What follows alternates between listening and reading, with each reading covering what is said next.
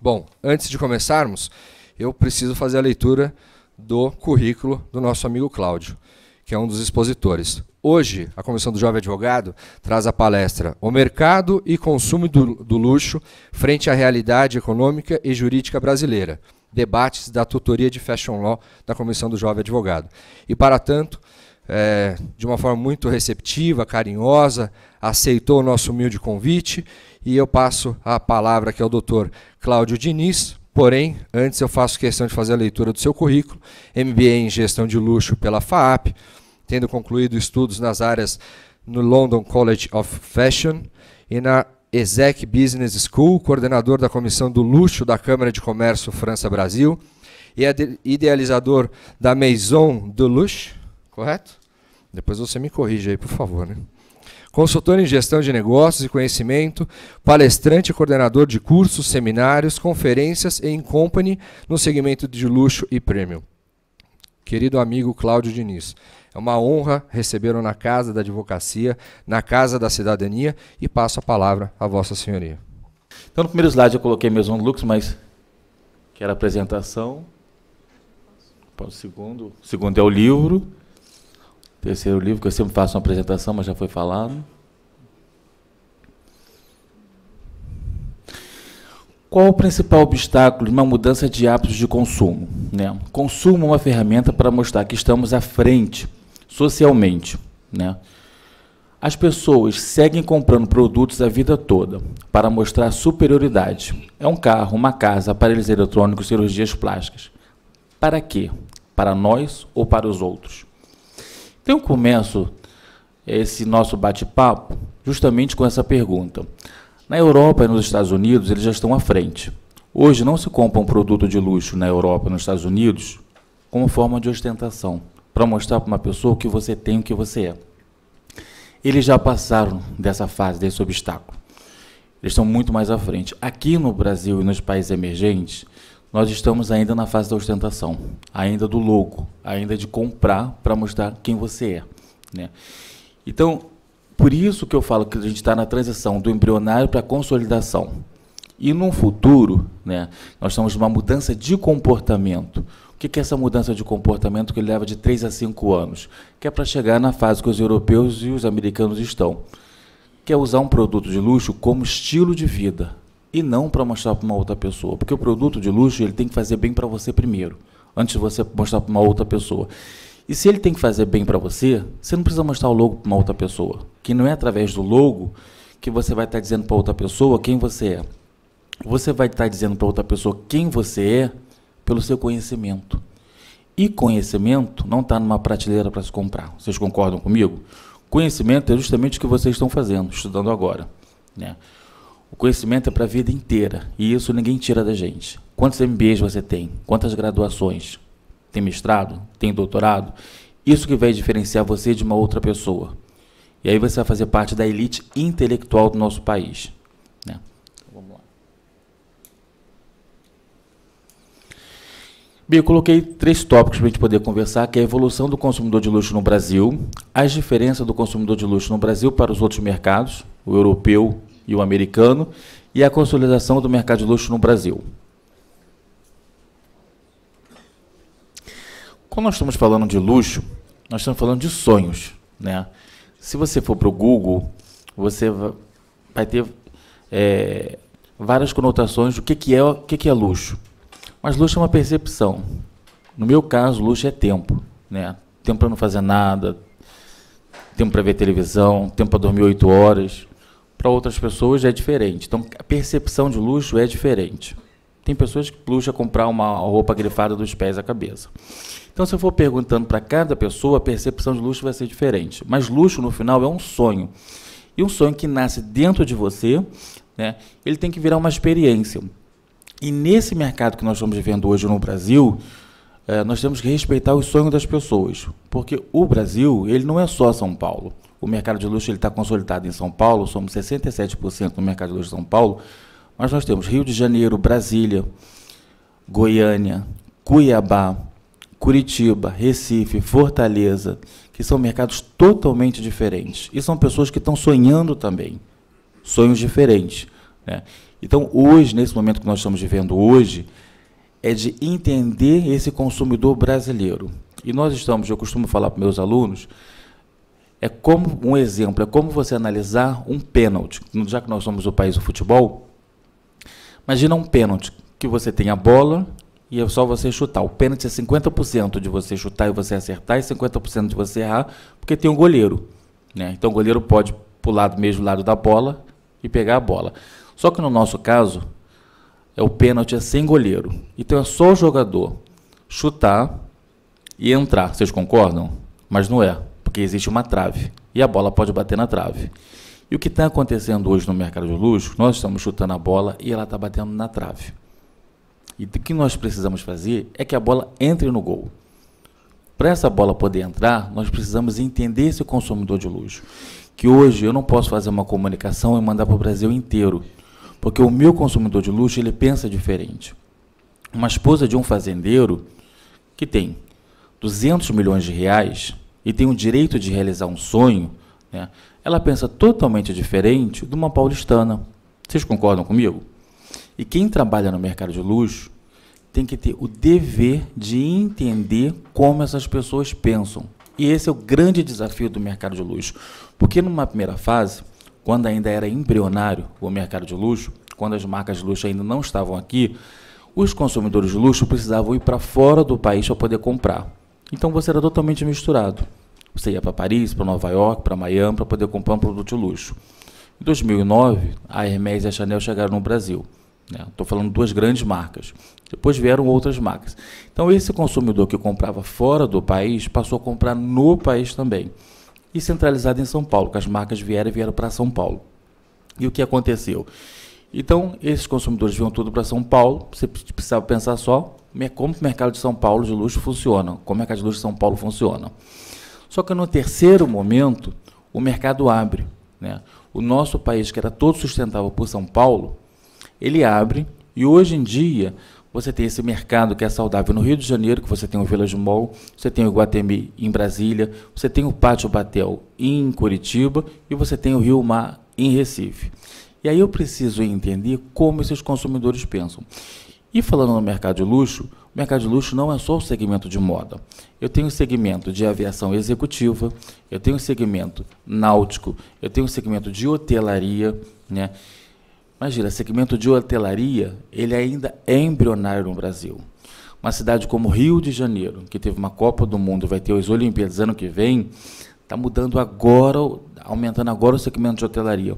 Porque eu já não consigo mais, como eu fazia antigamente, falar para esse consumidor, né, esse hotel é 5 estrelas. Porque hoje o consumidor chega e fala, não, esse hotel não é 5 estrelas, esse hotel é 4 estrelas. Eu posso botar 5, 6 estrelas fora do hotel. Que ele volta e ele fala, aqui não é 5 estrelas. Isso aconteceu aqui em São Paulo com o Sofitel. Não sei se vocês lembram do Sofitel, na Sena Madureira. Então tinha um Sofitel, e esse hóspede que fica no Sofitel, ele ia para Nova York, ficava no Sofitel, ele ia para Paris, ficava no Sofitel, ele ia para Buenos Aires, ficava no Sofitel. E chegava em São Paulo, ele não entrava no Sofitel, e estava escrito Sofitel na parte de fora. Só que ele não se sentia no Sofitel. Então ele chegava, isso aqui não é Sofitel. O que eles tiveram que fazer? Tiraram a bandeira do Sofitel e colocaram o Grande Mercury, porque realmente não era um Sofitel. Hoje, com a internet, esse cliente está antenado, ele sabe o que está acontecendo lá fora. Então, eu não consigo mais enganar esse cliente, esse consumidor, né? Então, o mercado de luxo ele é muito amplo. Então, eu tenho que entender como ele está pensando. O luxo ele se resume a sonhos, que sonho nada mais é do que uma experiência. Todo mundo quer ter uma experiência. Quando eu entro numa boutique, eu quero ter uma experiência. Eu quero beber champanhe, eu quero o sorriso da vendedora, né? Eu quero experimentar. Quando eu vou no hotel, eu quero ter uma experiência inenarrável desde a entrada até o final do hotel.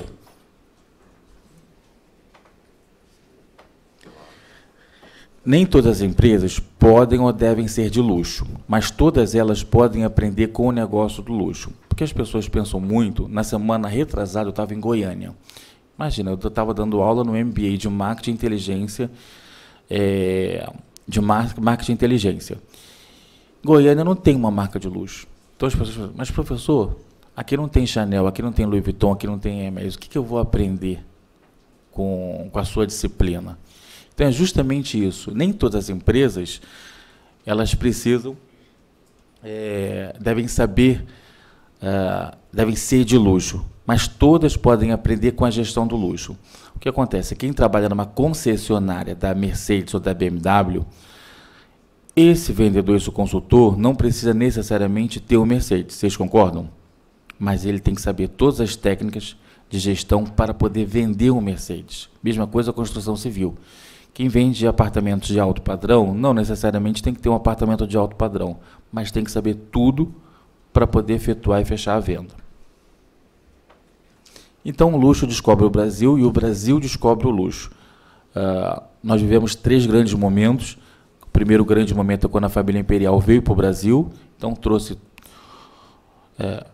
todos os costumes da Europa para o Brasil. O segundo grande momento foi quando, em 1992, quando o ex-presidente Fernando Collor abriu as importações e Eliane Tranchesi foi para a Europa, trouxe algumas marcas de luxo para o Brasil. Então começou o segundo grande momento. E o terceiro grande momento é esse que a gente está vivendo agora, as marcas internacionais vindo para o Brasil e consolidando o mercado deixando de ser embrionário e passando para a consolidação do mercado de luxo no Brasil. Nem todas as marcas de luxo estão no Brasil ainda, mas as que não estão no Brasil estão vindo para o Brasil, já estudaram o Brasil. O que acontece é que há 5 anos atrás, nos conglomerados de luxo, muitos diretores, estilistas, presidentes de empresas não sabiam nem o que era o Brasil, pensavam que a gente era Caribe, que vivíamos na praia com um abacaxi na cabeça. Se eu contar para vocês que ano passado o Christopher Bailey veio pela primeira vez no Brasil, pela primeira vez, em 2014, nunca tinha vindo nem de férias. Então, Christopher Bailey, o CEO da Burberry, veio pela primeira vez no Brasil ano passado, né? E quando ele chega numa cidade como São Paulo, vê que não tem praia em São Paulo, que é uma cidade totalmente estabelecida, eles ficam, puxa, isso aqui não é Caribe, né? A ideia que as pessoas têm do Brasil é Rio de Janeiro, né, Salvador. E o Brasil não é só isso, tem negócios aqui. E ano passado também, pela primeira vez, veio Jamie Oliver. Então ele veio em julho do ano passado pela primeira vez, nunca tinha vindo no Brasil. Então, um país que nós conhecemos muito bem, muitos empresários ainda não conhecem, começaram a vir pela primeira vez no Brasil, então estão descobrindo o nosso país agora. Jamie Oliver vai abrir um restaurante em São Paulo e vai abrir mais 6 restaurantes em São Paulo. Então nós, apesar de tudo que está acontecendo, ainda somos a bola da vez, porque as marcas que estão vindo agora para o Brasil nesse ano já estava planejado, e as que vão vir em 2016, 2017, estão planejando agora. Esse momento que nós estamos vivendo é um momento muito especial. Eu sempre costumo dizer, 2 possibilidades. Você pode olhar o copo metade vazio ou metade cheio. Eu sempre, na minha vida inteira, desde quando eu era criança, meus pais me fizeram enxergar o copo metade cheio. Né? Em todas as viagens, todos os lugares que eu fui na minha vida, isso me ajudou muito, né, a ser positivo, acreditar que tem sempre uma luz no final do túnel, porque tem sempre uma luz no final do túnel. Né? Então, esse momento é muito especial que nós estamos vivendo, porque nós estamos construindo o nosso país. Então, é um momento de construção e é um momento de muitas oportunidades. A Europa já está pronta, os Estados Unidos já está pronto, e o Brasil, a China, a Rússia e a Índia não estão prontos. Quem quer ir para a Rússia? Ninguém quer ir para a Rússia. Quem quer ir para a Índia? Ninguém quer ir para a Índia. A China você precisa ir. Né? E o Brasil? Todo mundo quer vir para o Brasil. O brasileiro, se você analisar, o brasileiro todo mundo gosta. Nós somos famosos, a gente está sempre rindo. Você pode falar em crise, mas as pessoas vão sair um pouquinho do mercado de luxo, elas vão nas Casas Bahia, compram uma geladeira 24, 30 vezes. Não é verdade? A gente tem um carnaval, faz parte da nossa cultura. O mundo pode estar caindo, em fevereiro tem um carnaval, né? E a nossa peculiaridade, está sempre rindo, está sempre alegre, não dá para comparar o brasileiro é único, né? Então, isso faz parte do nosso DNA. Então as pessoas gostam, o americano gosta, o europeu gosta, e isso é uma coisa que faz parte da nossa cultura, né? O europeu, por causa das 2 guerras mundiais, você fala a palavra crise, né, eles já tiveram confinamento de alimentos e tudo, eles param, não vão para restaurante, não fazem nada. É o que está acontecendo desde 2008. Né? Aqui é diferente, a gente sempre dá o jeitinho. E esse momento que nós estamos vivendo hoje de construção, que é diferente de 10 anos atrás, tudo podia acontecer no nosso país. Né? Era carteirada, era canetada, tudo. Hoje é diferente.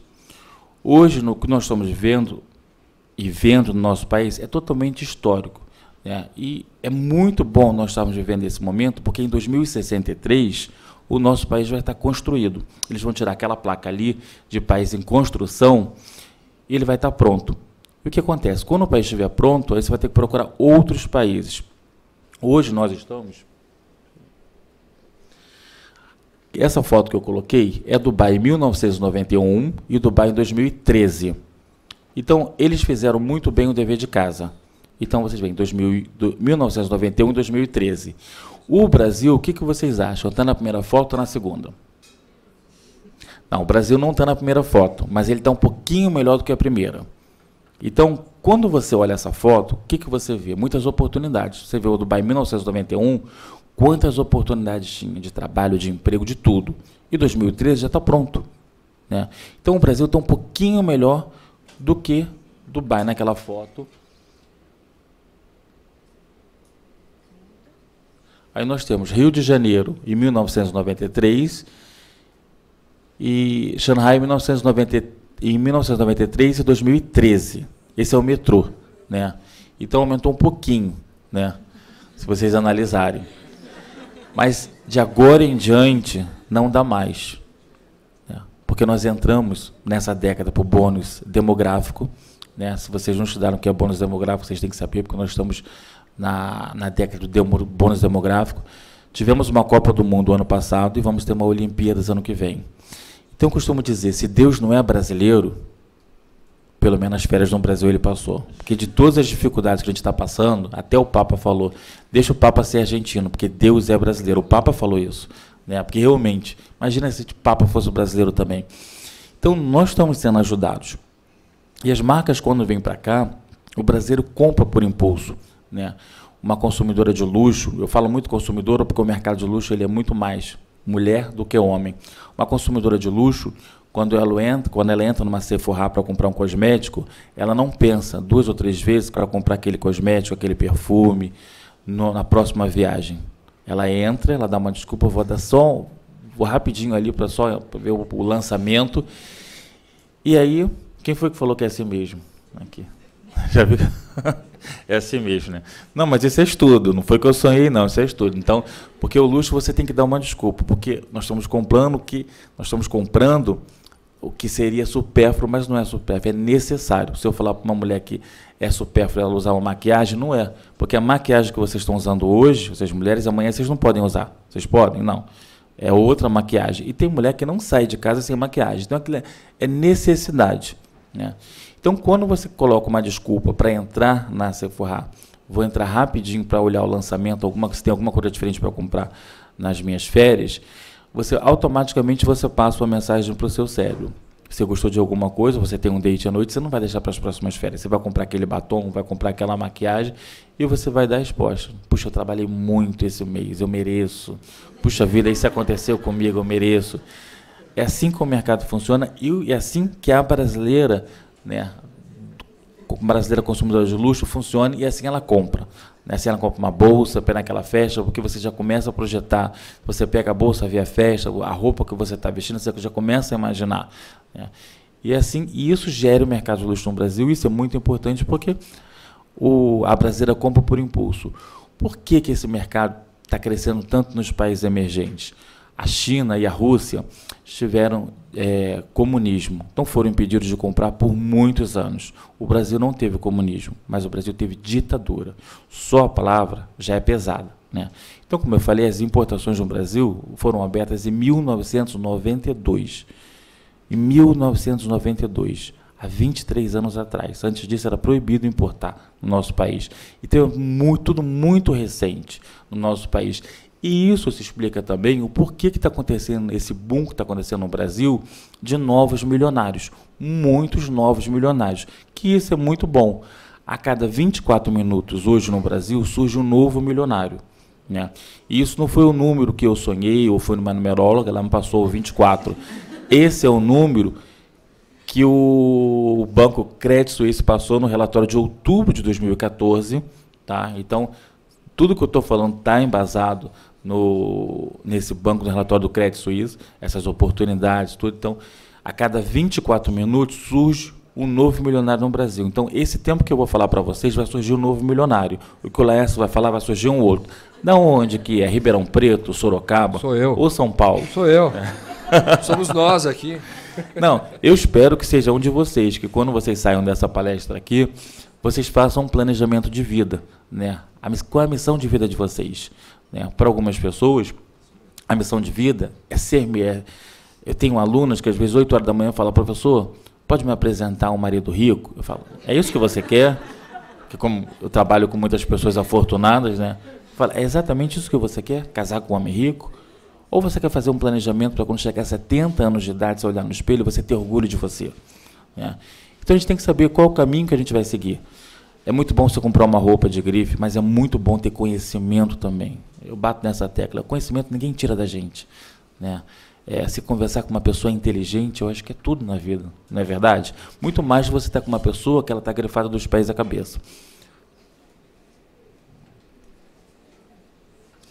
Então, nós estamos vivendo um momento, né, que a Europa já fez a transição do luxo tradicional para o luxo contemporâneo, que é não usar logo, né, que é o não à ostentação. Ostentação é cafona. Né? A gente tem que passar o tempo todo saindo da coxinha de galinha para o caviar da coxinha de galinha. O que é sair da coxinha de galinha para o caviar? Eu adoro coxinha de galinha. Né? Gosto de caviar também, aprendi a comer caviar. Eu gosto de chopp e gosto de champanhe. Mas eu não posso beber champanhe o tempo todo. Né? Nem chopp o tempo todo. Mas eu tenho que saber com quem eu estou e a adaptação. Quando é o chopp e quando é a champanhe. Quando é a coxinha de galinha e quando é o caviar. Eu que tenho que mudar. Quando eu estou com meus amigos no Rio de Janeiro, nós bebemos chopp. Quando eu estou com meus amigos em São Paulo, nós bebemos espumante, prosecco, muitas das vezes champanhe. Meus amigos franceses, champanhe. Então, essa transição do tradicional para o contemporâneo, nós temos que saber. E o europeu trabalha muito com isso, né, com não ostentação. Se eu estou conversando com uma pessoa simples, eu não posso falar um repertório, né, um vocabulário muito complicado, que a minha comunicação não vai chegar até essa pessoa. Então, eu vou estar sendo uma pessoa que ela fala, olha, ele é muito arrogante. Né? Então, tudo que eu falar não vai chegar até essa pessoa. E num produto de luxo, a venda também. Então, eu tenho que fazer uma comunicação que eu atinja o meu consumidor.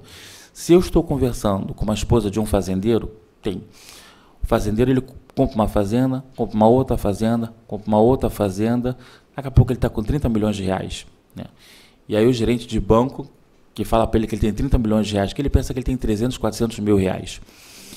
Ele compra um avião para se deslocar entre as fazendas.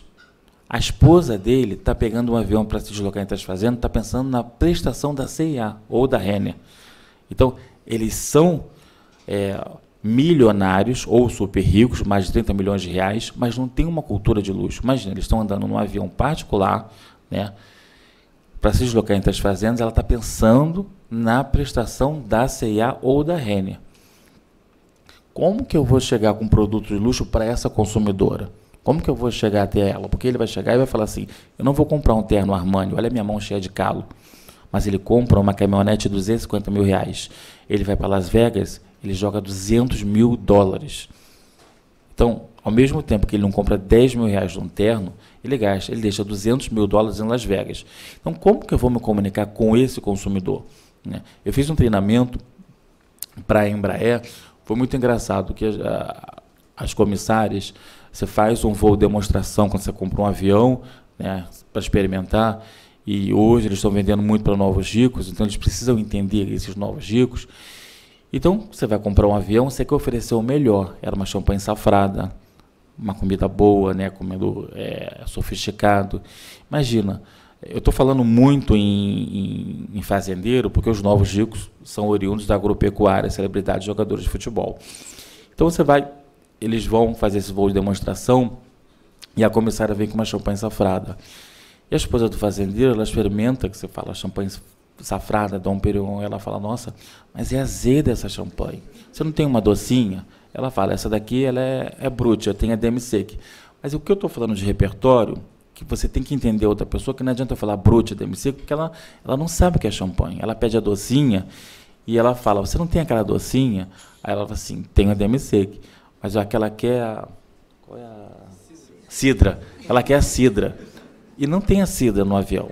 Mas tinha que ter, porque tinha que ter entendido essa consumidora, né? E ela não era um perfil de beber uma Dom Perignon, porque ela não fica na fazenda bebendo Dom Perignon.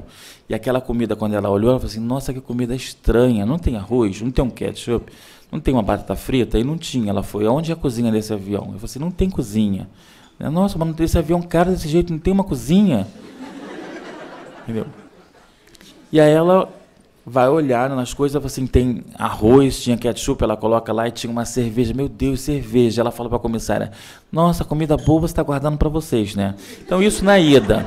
Na volta, aí vem com batata frita, vem com arroz, vem com cerveja. Então eu preciso entender esse consumidor para vender. Para vender esse avião, não é nem vender a champanhe, vender a comida. Então não adianta eu oferecer alguma coisa que a minha comunicação não está chegando naquele consumidor. E é esse momento, por isso que eu falo que a bola está batendo na trave, que nós sempre queremos oferecer o melhor. Se a gente convida, vai jantar com um francês, aonde nós queremos ir? Num bistrô. A gente quer oferecer o quê? Vinho, champanhe. E não, eles querem ir na churrascaria, eles querem o espeto ali. Eles querem beber caipirinha, aí você oferece com saquê ou com vodka. Assim, não, eu quero cachaça. Eles querem beber caipirinha com cachaça, porque isso faz parte do nosso DNA, né? Então, é você levar numa churrascaria, né, que é o nosso DNA, uma caipirinha com cachaça.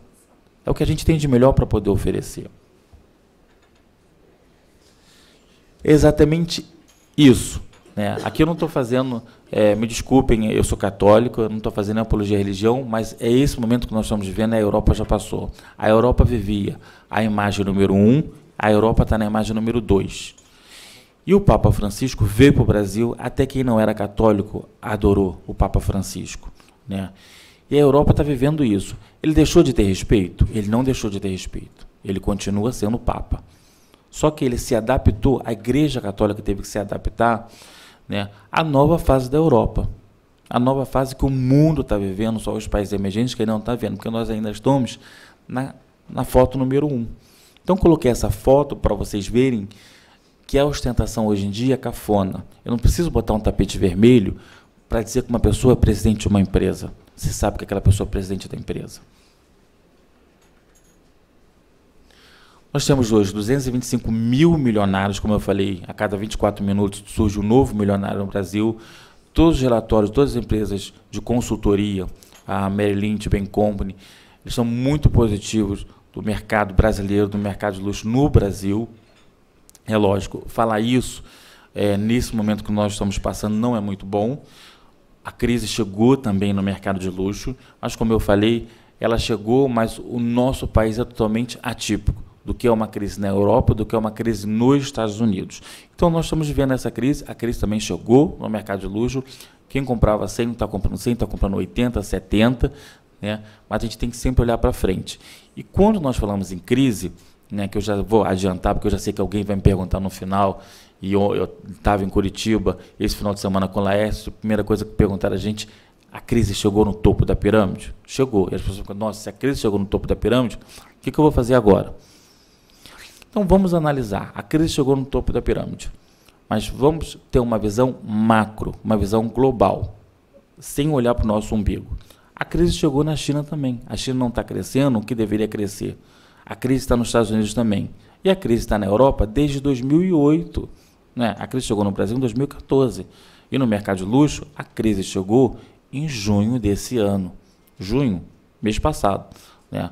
Mas o europeu está vivendo essa crise desde 2008. Né? Então, se você tiver olhar uma visão global, todos os países no mundo estão vivendo um momento de crise.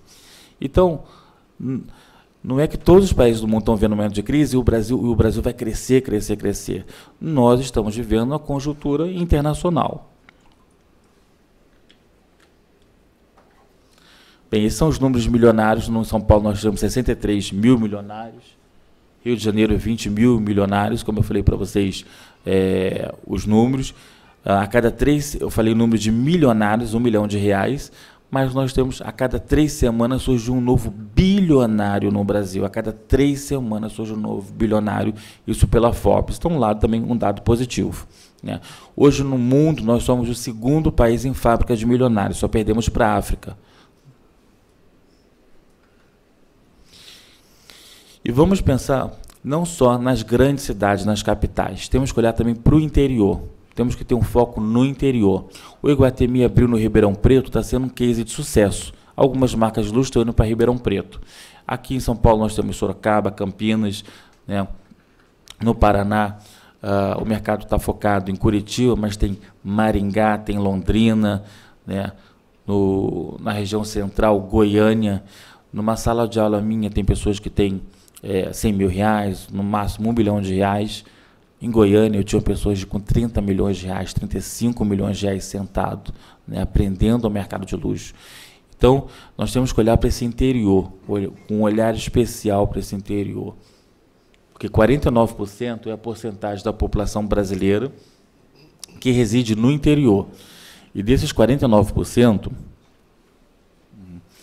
38% é a porcentagem de consumo brasileiro no interior, que totaliza 827 bilhões, que é o total de consumo anual no interior do país. São 827 bilhões de reais. Então, a gente tem que ter um olhar diferente para o interior. Então, nós estamos agora começando a estudar e entender o nosso país. Só que os Estados Unidos, que eles não são bobos, eles já fizeram isso. Já analisaram, até porque, na crise de 2008, os brasileiros mudaram o sistema de imigração em Miami, né? O que aconteceu? Os americanos, nós pensamos que a partir de 2016 já não vai ter mais a reciprocidade, ou seja, o visto para brasileiro ir nos Estados Unidos. E com isso, consequentemente, não vai ter visto para americano vir para o Brasil, né? A partir de 2016 vai ter o Open Sky. O que é o Open Sky? As empresas americanas de aviação vão poder operar aqui no Brasil, porque hoje nosso mercado de aviação, ele é muito limitado, é muito fechado. Você pega um voo do Rio de Janeiro para o Nordeste, é muito mais caro do que você ir para a Europa ou para os Estados Unidos, né? E você ir de férias para Trancoso, hoje em dia é melhor você ir para a Ásia. Você fica uma semana no hotel 5 estrelas na Ásia. Então, é um mercado fechado. Ano que vem nós temos o Open Sky, então isso vai ser favorável, que você vai poder pegar uma Delta de São Paulo para o Rio de Janeiro, né, ou de São Paulo para Belo Horizonte. Então isso é muito favorável. E não ter mais visto para os Estados Unidos. Mas o porquê não ter visto para os Estados Unidos? Porque o governo americano, eles fizeram uma pesquisa em 2012, teve 2013, 2014. Eu tenho aqui de 2012. Em 2012, o brasileiro foi o 3º turista a ir para os Estados Unidos. Eles perderam só o primeiro, foi os japoneses, e o segundo, o primeiro foram os britânicos e o segundo os japoneses. Aqui no ano anterior era japonês e britânico. Então, primeiro os britânicos e o segundo os japoneses, e os brasileiros aparecem em 3º lugar com 2 milhões de brasileiros viajando para os Estados Unidos. E esses 2 milhões de brasileiros deixaram 10 bilhões de dólares nos Estados Unidos. E aí acendeu uma luzinha boa nos Estados Unidos, né? Mas acendeu uma luz amarela aqui no Brasil. E aí eu entro, que é no mercado de vocês, né? Quem trabalha com essa parte de impostos. Quando surgiu essa luz amarela, né? Se os brasileiros estão deixando 10 bilhões de dólares nos Estados Unidos, eles têm que deixar 10 bilhões de dólares no Brasil, porque senão nós vamos ter um desnível na balança, né? Isso nos Estados Unidos. Se eu pegar a França, se eu pegar a Itália, os brasileiros estão comprando também. O brasileiro é o 7º consumidor de luxo na Europa e o 10º consumidor de luxo nos Estados Unidos. O brasileiro é o 3º consumidor de luxo na Gucci, é o 10º consumidor de luxo na Burberry. Então, o brasileiro hoje em dia está em alta. Então, o que acontece? Quando acendeu essa luzinha, o governo brasileiro colocou uma taxação de 6% no IOF para diminuir as vendas dos brasileiros fora, né? Só que isso não conseguiu diminuir as vendas dos brasileiros fora. E ano passado já acendeu uma outra luzinha, que é um amarelo mais, antes de ir para o vermelho, né? Que os brasileiros estão comprando fora do Brasil. Compram no Brasil e compram fora do Brasil. E quando acendeu essa luzinha do amarelo mais, antes de chegar no vermelho, foi hora da Receita Federal fazer uma fiscalização rígida no aeroporto de Guarulhos e aeroporto do Galeão. Porque, como sempre no mercado de luxo, era muito mais barato, era 100%, 150% você comprar um produto de luxo fora do Brasil, na nossa cultura, nosso comportamento, nós vamos com praticamente sem mala para fora e voltamos, compramos tudo e trazemos para cá. A nossa preocupação quando chegava no Galeão ou Guarulhos era se ia ter 3 iPhones, né? Então botava um em cada lado, ou dava para uma outra pessoa colocar um, se tinha 2 laptops, 2 iPads, né? A gente não tinha uma preocupação com roupa. Hoje é diferente. Hoje a fiscalização é tão rígida que eles estão controlando tudo. Se você fica uma semana, são 7 camisas.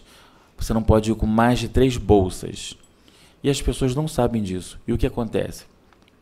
A 4ª bolsa fica. Você pode dizer que ela tem 10, 15 anos. Se você não tem a nota que ela foi comprada no Brasil, ela fica na Receita Federal.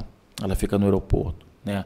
Eles estão controlando tudo, né? Até peças íntimas eles estão controlando. É uma por dia. E isso muitas pessoas estão entrando na justiça, que é a área de vocês, né? Porque elas estão passando até constrangimento no aeroporto. Porque você imagina, como que eu posso falar para uma pessoa quantos banhos ela toma? Então, eu tenho uma lista que vai dizer quantos pares de sapato aquela pessoa pode, se ela vai passar 7 dias, quantos pares de sapato ela pode levar para fora do país. Só que nós vivemos numa sociedade no Brasil em que as pessoas não só para fora do Brasil, mas elas viajam de São Paulo para Curitiba, vão passar 3 dias, levam 6, 7 pares de sapato, que não sabe qual vai colocar na noite, não é verdade? Imagina como que eu vou chegar no Brasil e vou dizer para aquele fiscal que eu fui 10 dias e levei 30 pares de sapato. Como que eu vou falar isso para essa consumidora que ela passou a vida dela inteira fazendo isso, ela pode ter levado 15 e comprou mais 15, né? Porque ela tinha uma preocupação antes só com laptop, só com iPhone. Então a nossa realidade mudou hoje em dia. Então hoje o mercado de luxo ele está muito mais para fazer esse consumidor comprar um produto de luxo no Brasil. Então, para nós que trabalhamos no mercado de luxo, é muito mais favorável, porque a concorrente da Chanel era a própria Chanel em Nova York ou em Paris, né? Hoje é a Receita Federal, porque essa consumidora ela não quer passar esse constrangimento. Então, essa mensagem leva um tempo para chegar também, para esse consumidor não querer passar esse constrangimento e comprar aqui no país. O limite de compras ele está muito defasado, ele é $500, ele era para ser R$1.200, mas eu não posso colocar $500, $1.200, eu não posso colocar $1.200 porque os brasileiros não estão comprando só $500, né? Eles compram muito mais, então eu não posso aumentar esse limite. Então hoje nós estamos trabalhando com todo no limite, né?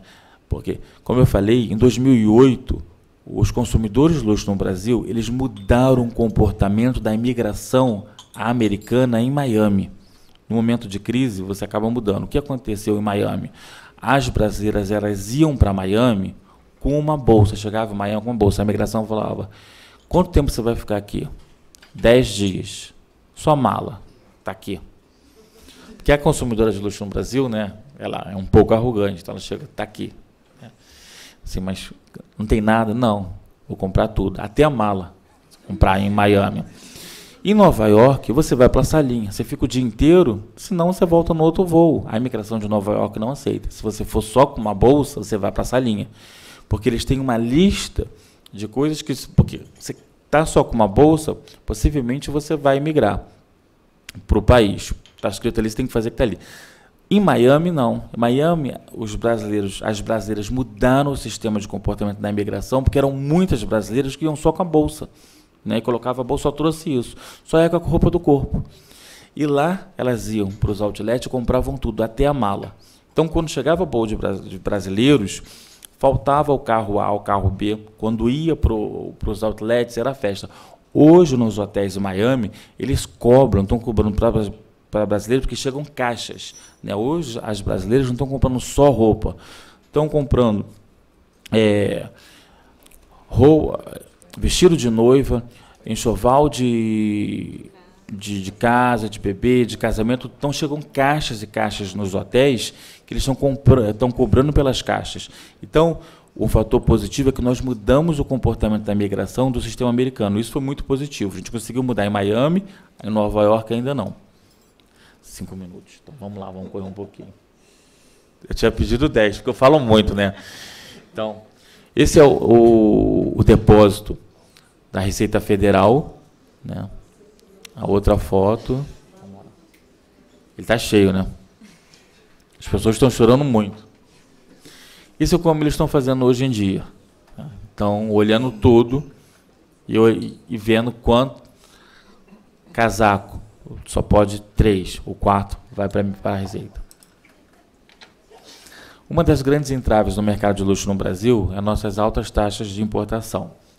Um carro nos Estados Unidos que custa 96 mil dólares, no Brasil custa 355 mil dólares. As marcas de luxo, ano passado, em 2014, viram isso. Então, elas viram que elas estavam concorrendo com elas mesmas, porque as pessoas, como eu falei, entravam na boutique aqui no Brasil, mas compravam lá fora. O que as marcas fizeram? Reduziram a margem de lucro. Hoje, na Louis Vuitton, a diferença entre você comprar um produto de luxo da Louis Vuitton no Brasil e fora é 15%. Né? A taxa de importação ela não vai diminuir, então eu tenho que diminuir a minha margem de lucro, porque senão eu vou perder esse brasileiro para Nova York ou para Paris. Então as marcas entenderam isso e diminuíram em 2014. Louis Vuitton é 15%, a diferença você fazendo a variação cambial, a Burberry 20%, Cartier 16%, a Van Cleef opera em 0%. O Lécio vai falar isso. Se você comprar um produto da Van Cleef no Brasil ou fora do Brasil, é 0%. E, sem contar que você pode passar lá em 10 vezes. Aí o Lécio vai falar, não fala a minha palestra não, mas você pode passar lá em 10 vezes, que é uma coisa que você não pode fazer lá fora. Esse parcelamento, essa vantagem do parcelamento que já está embutido no brasileiro. Imagina, você vai comprar uma joia de R$1 milhão, você passa lá em 10 vezes, 100 mil por mês. Não, 1 minuto. Eu tinha 5, estou com 3. Porque eu entrei na palestra dele. Mas isso é uma vantagem. Porque eu falei de 1 milhão, mas uma bolsa de 5 mil reais, ela não custa 5 mil reais, ela custa 10 parcelas de 500 reais. E os 500 reais, hoje, cabe até na classe média, que nós temos 82 milhões de pessoas na classe média. Isso é muito importante, que eu tenho que ter um outro olhar para a classe média. Bem, como faltam poucos minutos, eu gostaria de encerrar com uma mensagem. Como eu falei, nós estamos vivendo um momento de oportunidade, então que vocês saiam daqui com uma mensagem positiva. Eu estou satisfeito porque eu estou olhando aqui, eu já tenho 2 pessoas, eu estou vendo ali a Luísa ali atrás, que disse é de Maringá, né, Luísa? Mudou para São Paulo, que eu já tinha visto em outras, mas era de Maringá, não era? De Maringá. Viu como é que minha memória é boa? De Maringá, eu citei Maringá, mas não foi por sua causa. Ficou milionária que mudou para São Paulo, mas é muito bom ver pessoas que eu estou sempre vendo, acompanhando, estou sempre repetindo, né? Futuramente, daqui a 2, 3 anos, vão ser milionários, ou se já são milionários, vão ser super ricos ou bilionários. A mensagem que eu quero deixar para vocês é positiva, e desse menino de 8 anos de idade, agora ele não tem mais 8, tem 10 anos de idade, ele está rindo na foto. Vocês sabem por que ele está rindo na foto? Porque quando ele tinha 8 anos de idade, ele jogava bola de gude, e ele perdia muito, pobrezinho, né? Ele perdia muito. Ele falou para a mãe dele, mãe, compra bola de gude na internet. Ela falou assim, meu filho, não tem um site de compra e venda de bolas de gude. Ele, opa, com 8 anos de idade. Ele criou um site de compra e venda de bolas de gude e ele ficou milionário, só que milionário na Inglaterra é em libras. É diferente de milionário no Brasil. E o que ele fez? Ele contratou a família inteira. Ele contratou a mãe com 8 anos de idade. A mãe dele passou a ser funcionária dele. Isso é um case mundial. Né? Então coloquem no Google, podem colocar em português, menino de 8 anos fica milionário na Inglaterra. Tem várias reportagens, podem colocar em português e leiam a história de vida dele. Isso aconteceu há 2 anos atrás, hoje ele tem 10. Né? E ele começou com 8 anos de idade. E aí, eu não preciso ir para a Inglaterra. Né? Mais a outra foto, por favor. Eu vim para o Brasil, que esse caso vocês já devem saber, um menino com 14 anos de idade, 14 anos de idade, ficou milionário no Brasil. Em Recife, né? E uma outra coisa que eu gostaria de falar, que antes uma pessoa que ela nascia em Londres ou Nova York, ela já estava fadada ao sucesso. Hoje uma pessoa que nasce em Ribeirão Preto, Campinas ou Sorocaba, com essa globalização, ele tem as mesmas oportunidades de uma pessoa de Nova York ou uma pessoa de Londres. Esse menino de Recife, ele ficou milionário com 14 anos de idade. O que ele fez? Ele criou uma empresa, ele foi um startup de uma empresa de diferença de material escolar. Então, é um site de material escolar, de pesquisa de material escolar, de pesquisa de material escolar. Você entrava lá, você fazia, ele ganhou no primeiro mês 100 mil reais, depois ele ganhou R$1 milhão, também a moda pegou, ele contratou a família toda, hoje ele dá palestras, cada palestra dele custa 15 mil reais, ele está dando palestra no Brasil inteiro, essa é uma palestra que ele está dando, a mãe dele é empresária dele, e só para fechar, os Estados Unidos não queria ficar por trás, né? Porque, poxa, se o menino na Inglaterra com 8 anos ficou milionário, no Brasil 14 anos, e eles fecharam, há 2 meses atrás, uma menina com 6 anos de idade ficou milionária. Vocês viram isso? Com 6 anos de idade ela ficou milionária, com fraldas. Vocês não viram esse case? Com fraldas, que tinha desenhos, ela que criou. E com 6 anos ela não pôde contratar, a mãe não pôde contratar, porque com 6 anos de idade não dá, né? Mas nós estamos caminhando, daqui a pouco as pessoas vão nascer já milionárias. Então, qual é a mensagem que eu deixo para vocês? Se uma pessoa com 8 anos de idade ficou milionária, uma de 14 anos de idade ficou milionária, não é tão difícil, né? Basta ter um planejamento e basta sempre pensar, o copo ele pode estar metade vazio e metade cheio. Como que eu quero olhar esse copo? Gente, muito obrigado.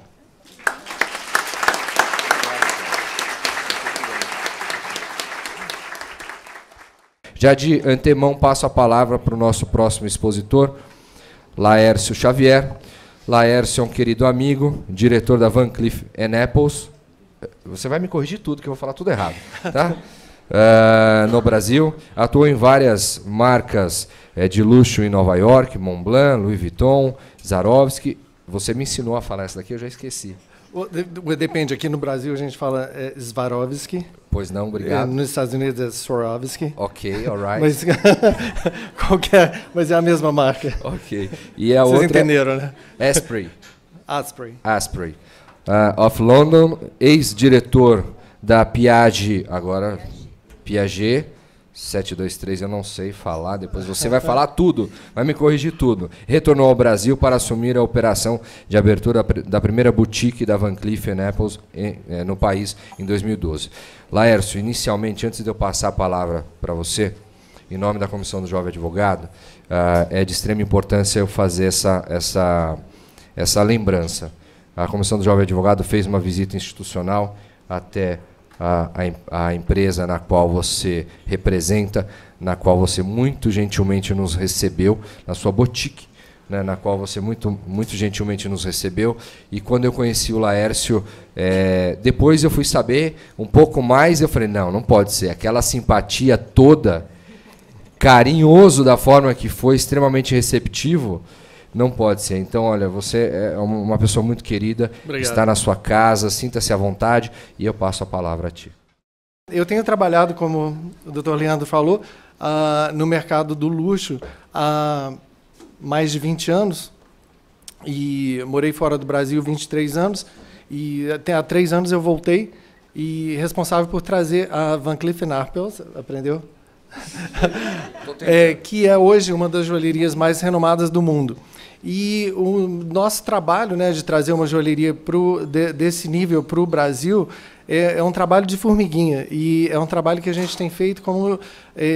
vocês estão aqui hoje me escutando, e escutaram o Cláudio, né, provavelmente vai ser a primeira vez que vocês vão ouvir alguma coisa desse tipo, mas é um trabalho de educação, né, e de transmissão, que a gente transmite o que a gente sabe para as pessoas. E entrando no mercado do luxo, o mercado do luxo não é um bicho de 7 cabeças. Hoje o mercado do luxo ele é acessível para todo mundo. Inclusive aqui no Brasil ele é acessível realmente para todo mundo, porque você pode dividir em 10 parcelas, né? Você pode entrar numa joalheria e parcelar 10 vezes. Então é um objeto de desejo, um objeto de sonho de todo mundo. Então a forma que você quer pagar é a forma que você pode. E o sonho de cada pessoa depende do tamanho, né? O meu sonho, o sonho do Cláudio é dormir 8 horas, né, hoje. Então, o meu sonho, a gente estava em Curitiba ontem, o meu sonho também é dormir 8 horas hoje à noite, mas isso não acontece. Então, assim, com esse todo o glamour, é lógico, né, que quando a gente fala o que você já fez, né, um pouco do meu background aqui, todo mundo fala, uau, mas não é bem assim, porque o que eu hoje vou falar para vocês é um pouco dos bastidores, né? E do processo, como você encanta esse consumidor do luxo, e encantando esse consumidor do luxo é um trabalho diário, é um trabalho de 25 horas por dia. E é lógico, eu não vou entrar muito em detalhes, mas vocês são consumidores também, vocês são potenciais consumidores do luxo, todos nós, né, somos. E esse processo é um processo de encantar, de encantamento. A primeira coisa que a gente tem que fazer é entender o mercado do luxo. Eu acho que o Cláudio deu um pouco do recado para vocês, e o que é o mercado do luxo. O segundo é saber quem compra, é muito fácil, né? E o terceiro é como vender na nossa realidade, na realidade do nosso país. Então a gente começa com entendendo o mercado do luxo, né? O Cláudio já falou para vocês que o mercado do luxo aqui no Brasil é um mercado que está engatinhando, tem pouco tempo que as marcas, né, internacionais vieram para o Brasil. Eu não sei se todos vocês são de São Paulo, todo mundo que é de São Paulo mora em São Paulo. Sim, ok. Eu vi um monte de cabeça, então tá. Não, tem uma que fez assim, né? Não, eu não sou. É você mesmo aí. Então, eu também não sou de São Paulo, eu tenho 3 anos em São Paulo. Eu fico perdido, uso diariamente GPS, né? Para me locomover aqui. O Waze, né? 20 anos atrás, eu acho que isso era impossível, a gente ficava perdido mesmo, né? Mas, então, o mercado do luxo hoje no Brasil como eu disse, é um mercado que está começando. Quem é de São Paulo conhece essa casa, né? Que é a antiga Das Lu, hoje foi jogada para... Jogaram no chão, literalmente, né? E construíram uma outra coisa lá. Pode ir passando que tem uma coisa. Então, a Das Lu era uma loja de extremo luxo, né? Que começou esse mercado aqui em São Paulo. E a protagonista disso foi a Eliana Truquezzi. Truquezzi, é isso mesmo, né? Tranquezzi. Truquezzi, onde que eu vi? Mas, então, a Eliana, ela foi uma protagonista do mercado do luxo no Brasil, porque ela trouxe as marcas de luxo, né? As pessoas conheciam de fora, que viajavam aqui para os Estados Unidos, para a Europa. Também é a primeira vez que eu faço uma palestra sentado, gente, é muito difícil. Eu sou filho de italiano, então eu estou assim, doido para levantar. Então, ela trouxe isso para o Brasil e começou a mostrar para as pessoas que não viajavam, ou para as pessoas que não tinham acesso, né?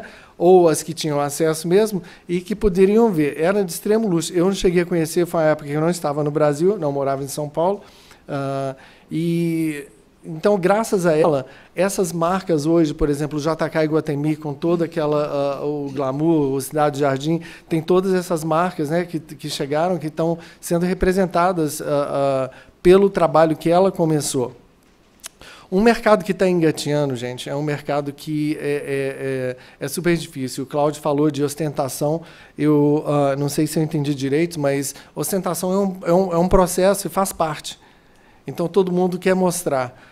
Como é um mercado novo, todo mundo quer mostrar. Então, eles compram para quê? Para ser melhor que o colega de trabalho, para mostrar que tem. E não é vergonha. Faz parte disso. Então, assim, eu acho que está certo. Vai chegar daqui a 50 anos, que a gente vai chegar como nos Estados Unidos e na Europa, que essa ostentação vai ser fútil. Então, as pessoas vão começar a comprar, por quê? É um sonho delas. O Cláudio tocou nesse sonho, ele sempre rouba um pedaço das coisas que eu vou falar, né? Então, assim, eu acho que da próxima vez eu vou falar primeiro. Então, essa parte do sonho, realmente, é o que a gente trabalha no cotidiano da gente. Tá? A gente trabalha com sonhos. E a gente tem que encantar o consumidor do luxo. Pode passar mais um. Então, aqui estão algumas marcas, né, que vocês, é lógico, já conhecem, que chegaram ao Brasil. A Gucci, a Van Cleef, a Prada. A Cartier é uma protagonista aqui no Brasil também, em São Paulo, né, que a Cartier já está no Brasil. Ano que vem vai fazer 50 anos. E eles já estão bem solidificados e também começaram, né, com luxo no Brasil. Pode passar.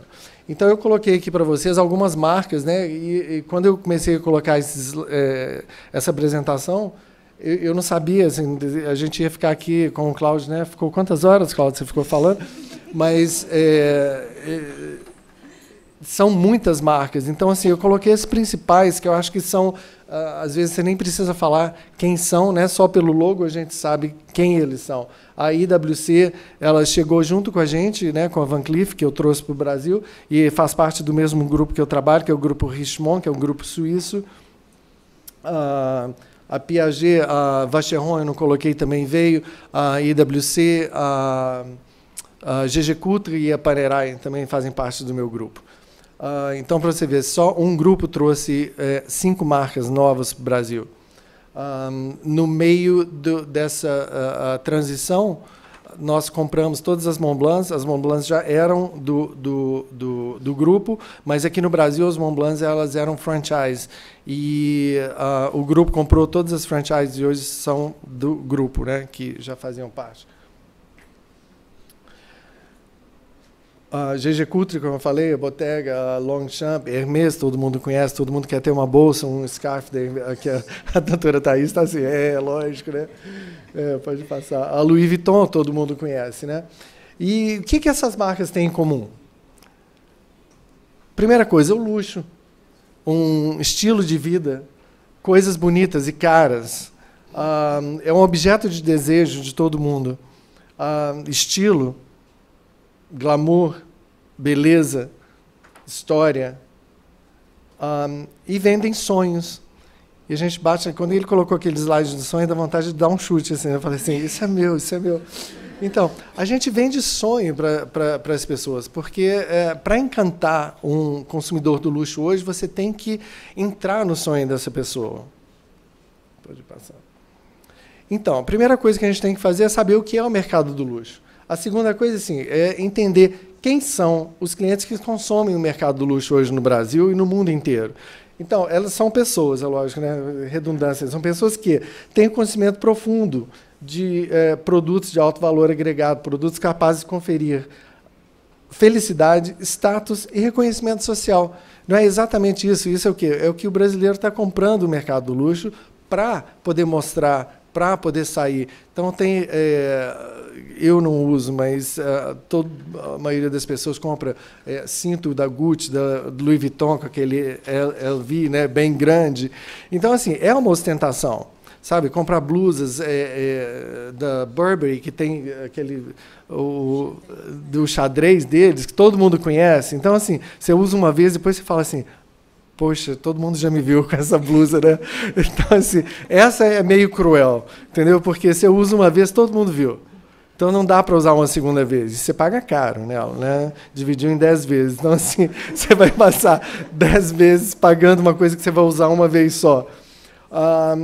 E as pessoas que compram o mercado do luxo também, gente, elas são pessoas que sabem a origem da mercadoria. Por quê? Porque elas são educadas. Sabe? Tem todo um processo de advertising, né? De propaganda, de revista, de anúncios, que bombardeiam você diariamente. Então, se você já conhece, então, no primeiro momento que você entra numa loja do mercado, a gente já sabe que quem te trouxe não foi assim, você entrou por acaso. Tem todo esse trabalho. Tem esse trabalho de formiguinha também que você viu. Aí, olha, a Thaís estava usando uma coisa tão bonita. Aí eu perguntei para ela, eu vim aqui, né, para ver o que é. Eu também quero melhor do que o dela. Faz parte, essa ostentação, como eu disse, daqui a 50 anos isso vai ser totalmente supérfluo. Então as pessoas vão começar a comprar por quê? Porque é uma satisfação pessoal, não para mostrar.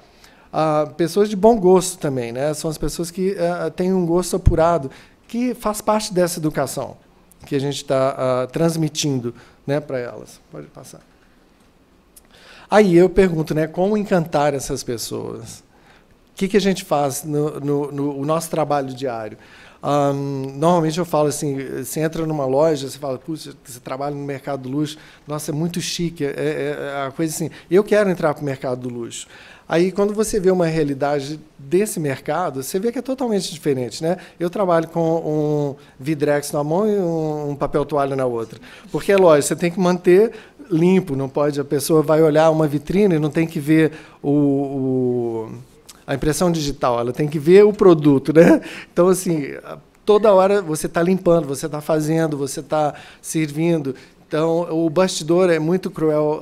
Outro dia quebrou um cano na minha loja. Então, assim, é lógico, a gente se joga no chão para poder parar a água, você fica todo...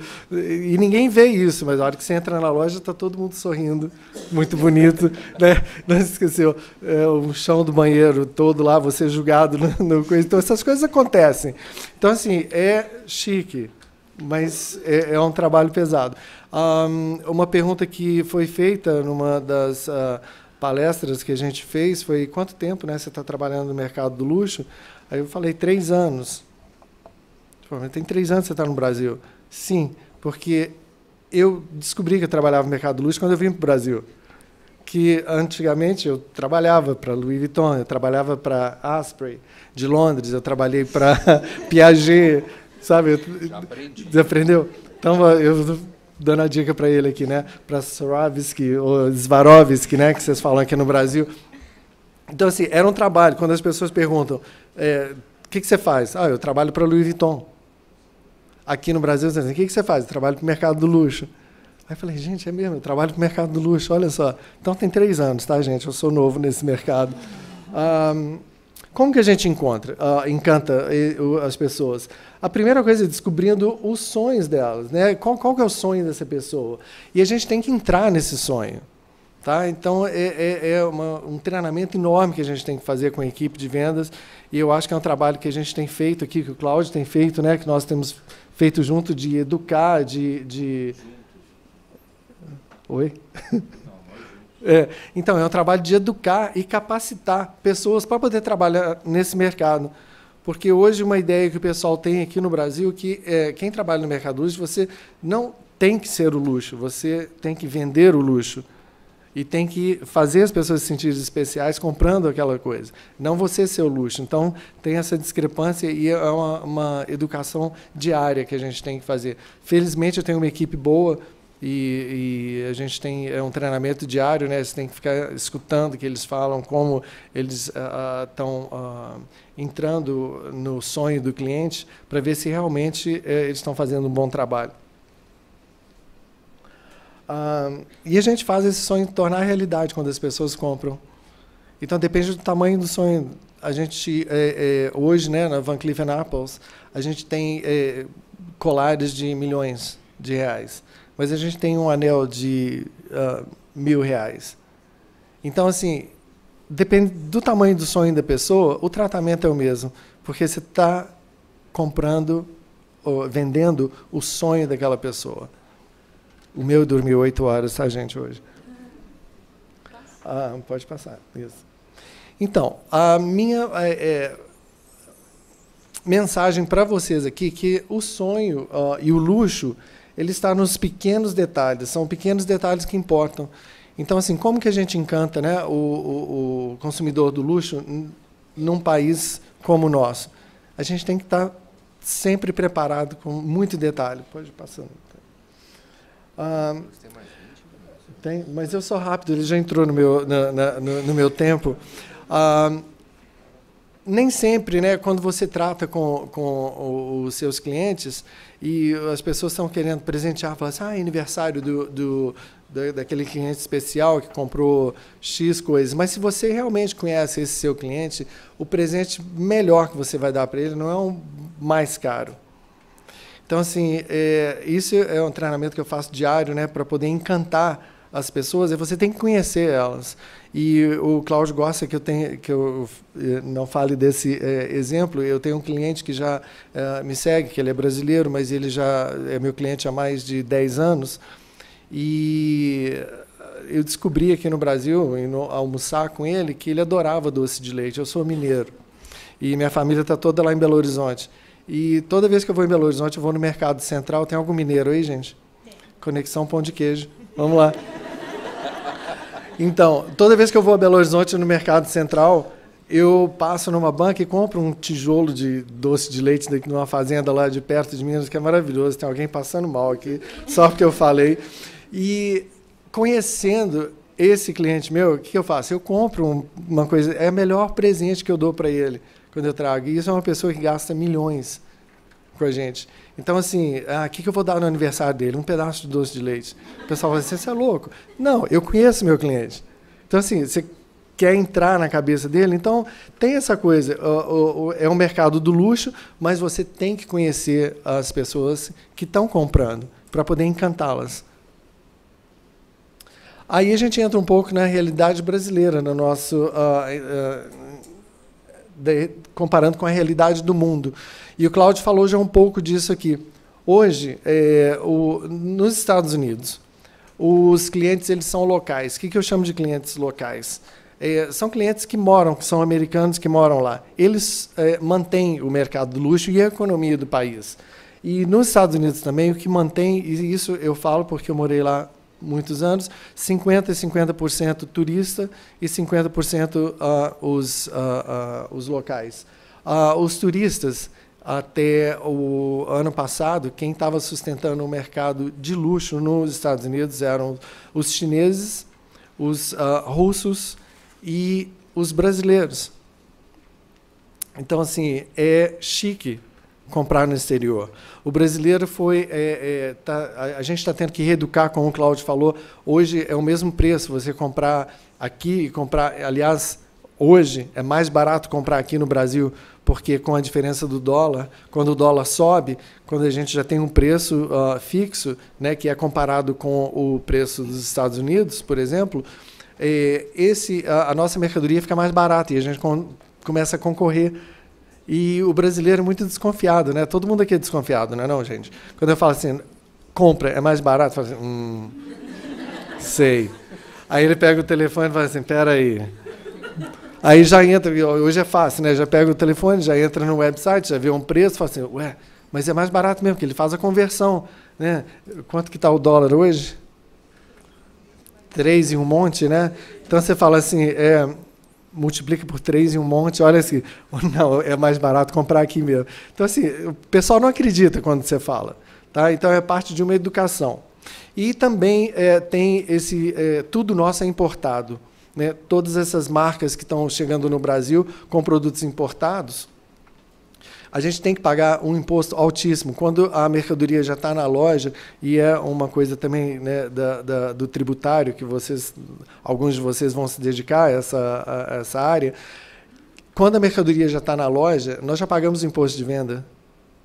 Então, assim, às vezes, quando eu entrava em alguma loja, eu falava assim, não tem, mas eu posso trazer amanhã, que está no nosso warehouse, né? E eu não entendia isso, porque se você não tem um grupo grande te bancando, hoje, você vai ter uma loja vazia, porque quando o cliente compra, você já pagou esse imposto. Então, é uma coisa louca, é uma coisa que eu aprendi, que eu falei, gente, que isso? Então, assim, se está na loja, já está pago. Voltando não, pode voltar nesse aí. Então, nos Estados Unidos, 50% a 50% dos clientes eles são estrangeiros, né, turistas e locais. Na Europa também é o mesmo comportamento. São turistas, né? A gente tem os árabes na Europa que compram muito, os russos e os chineses. Os brasileiros têm medo de comprar, porque acho que na França eles ainda compram, né? Mas no resto da Europa, mais ou menos. E no Brasil? Eu pergunto para vocês. A gente tem essa 50% turista? Não tem. Então, quando a doutora Thaís pediu para a gente falar aqui, eu falei assim, eu acho que a gente tem que fazer esse comparativo. O brasileiro, o nosso mercado aqui, ele move por nossa conta, gente. Olha que beleza. E isso, quando eu trabalhava lá, diariamente, nos Estados Unidos, o pessoal falava, não, vocês têm que... vai que acontece uma coisa na China, e eles fecham a porta. Tá? E eles param de viajar. E aí, como é que fica? A gente perde o quê? 30%, 40% das vendas. Então, o que a gente tinha? Que recrutar diariamente os clientes locais e trabalhar esses clientes, porque se fechar a porta da China e falar não vai viajar, é um país comunista. Né? E eles estão, para poder viajar, eles têm que deixar um depósito grande, é uma coisa louca. Eles têm que deixar um dinheiro, tipo assim, uma penhora, que se você vai voltar ou não para o país. Então, é bem louco isso. O russo, o que aconteceu há pouco tempo, né? A Ucrânia, aquela coisa louca que aconteceu, a guerra lá, eles pararam de comprar nos Estados Unidos. Então, assim, quem tinha só como clientes, né, os russos, sofreu, fecharam as portas. Por quê? Porque eles não trabalharam o cliente local. Aí, voltando para o Brasil. Aqui no Brasil, 100%. Quando eu falo isso, nosso mercado, né, eu diariamente, o meu escritório é em Nova York, a base é em Nova York. Então, quando eu falo para eles diariamente que o meu mercado é 100%, não tem turista, eles falam, não tem. Tem os turistas que vêm aqui, eles não compram. Porque eles sabem, antes de sair do país deles, que o nosso imposto aqui é acima de 30%. Tá? Lá nos Estados Unidos, dependendo do estado que você está, é 6% a 9%. E aí? E não tem esse dinheiro de volta, não tem o D-Tax, né, que tem na Europa, que você compra, a hora que você sai, você recebe o imposto que você pagou no aeroporto. Então não tem isso. Aqui, compra, você tem. Turista não compra aqui, turista estrangeiro. Então nosso mercado é 100%. Então, assim, palmas para o Brasil, porque é esse trabalho que vai tirar a gente dessa marolinha, né? Vamos usar um termo aqui dos 9 dedos. Mas então, marolinha, mas é isso aqui. Por quê? Porque o brasileiro não está viajando por causa do dólar. E se está viajando, não está gastando. Tem a alfândega, o problema da alfândega de quanto que você pode comprar. Por isso que eu falo que o que eu falo complementa um pouco o que o Cláudio falou. A gente tem que trabalhar. Então, tem a luz no fundo do túnel. Eu acho que hoje, né, o brasileiro parou de comprar, por quê? Por cautela. Tá? Ninguém ficou pobre, ninguém deixou de ter dinheiro, ninguém perdeu o emprego ainda. Mas é uma cautela. E daqui a alguns meses isso passa e aí o pessoal vai voltar a comprar aqui. Por quê? E o que a gente tem que continuar fazendo? Educando, falando, não, é mais barato aqui, compre aqui com a gente, é mais barato. Tá? Vai na Dolce & Gabbana, vai na Louis Vuitton, está muito mais barato aqui no Brasil e as peças aqui já estão nacionalizadas, né? Porque vai que acontece alguma coisa, você sai com ela do país e volta, e aí? Não, comprei no Brasil, cadê o recibo? Não tem. E aí? Fica, eles estão prendendo. Tem gente que está bolsas, teve uma amiga que teve uma bolsa prendida, que ela viajou com uma, comprou outra, o cara falou, não, 2, não dá. Eu quero uma para mim. Né? Exato, é lógico, né? E aquele warehouse, né? Aquilo lá é só caixa vazia, né? Não? Aquele warehouse que você mostrou da Polícia Federal, tudo apreendido. Mas então, esse é o mercado e é a situação, pode passar, do que a gente está vivendo aqui. E os bastidores, né, nossos, de encantar esses clientes, tem tudo a ver, porque a gente tem que continuar encantando. E a gente tem que continuar fazendo o nosso trabalho. Então, acho que todo mundo que trabalha no mercado do luxo hoje está se reinventando e está continuando encantando os nossos clientes e mantendo a moral dos funcionários. Porque, sim, vendas reduziram? Sim, reduziram. Mas não é de preocupar hoje. E a gente continua a recrutar esses clientes, que é esse trabalho que a gente tem feito diariamente, né? De ir atrás, de educar, de conversar. E isso, o que acontece? Isso move a economia. A economia do país move com o quê? Com compra e venda, compra e venda. Sabe, se para de comprar, a economia para um pouco, mas a gente vai sair dessa rápido. Muito obrigado.